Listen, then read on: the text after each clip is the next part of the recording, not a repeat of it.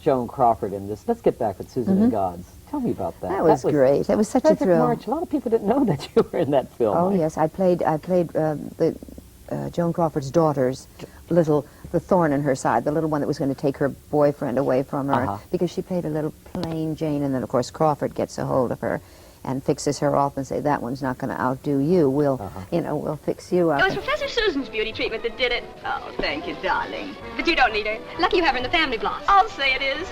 Hey, wait a minute. But it was one of the nicest stories when all the hoopla happened about the Joan Crawford book. Yes. We've had many since. Books. I've interviewed Christina. The book, Mommie Dearest. Yes. Was it exactly the movie? Was it exactly like your book? No, nothing like it. Wasn't? Nothing like it. Tell me why. I don't know why. Well, I have to say this. I mean, had you not brought it up, I wouldn't. But there are always two sides to a story. True. Joan Crawford was not alive and could not defend herself. They always say that. That's and true. no matter what Christina, and I'm not denying that much of this may have happened, and probably did. I don't know. Yes. I'm only saying that I wish there'd been some of the good things about Joan Crawford mentioned in that book, because as far as I'm concerned, it was the beginning of, she helped me so in my career. I came on the set, and I only had a couple of maybe a week's work on it, or 2 weeks' work, and that was very little in the movies in those days. And she came up to me. I mean, I would never have spoken to her. We were in a scene, but I wouldn't. Right. She came up to me, and she said she knew who my parents were, and she said, would you like to have lunch with me? And my teeth, practically, I mean, I walked around for days with my mouth.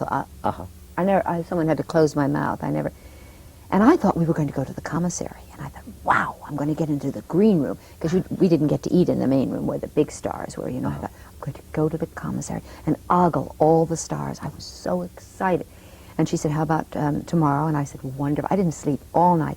Came to work, and lunchtime came, and I'm ready to go to the commissary. And she beckoned her maid in, and a wonderful basket came with, I remember, roast chicken and all fruits and cheeses and wonderful bread and things. And we went into her dressing room, and we had lunch.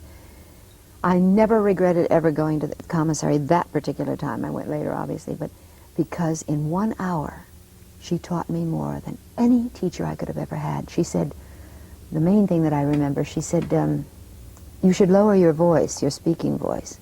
She said, well, just speak aloud at home, wherever you are, use your voice. Yes. She said, read everything aloud and lower it and lower it and lower it. And I said, well, how do I do that? She said, well, start up with your normal voice, then take it a step down. Right. As if you were saying, hello there, hello there, hello there, hello there, till you can finally do it no more. And I said, well, what'll I read? She said, the phone book. It doesn't matter. She said, just keep doing it. I did that, and it really improved my singing voice. It improved my speaking voice. Really? Yes, I had a much higher pitched little girl voice, I guess, And, she was so wonderful to me.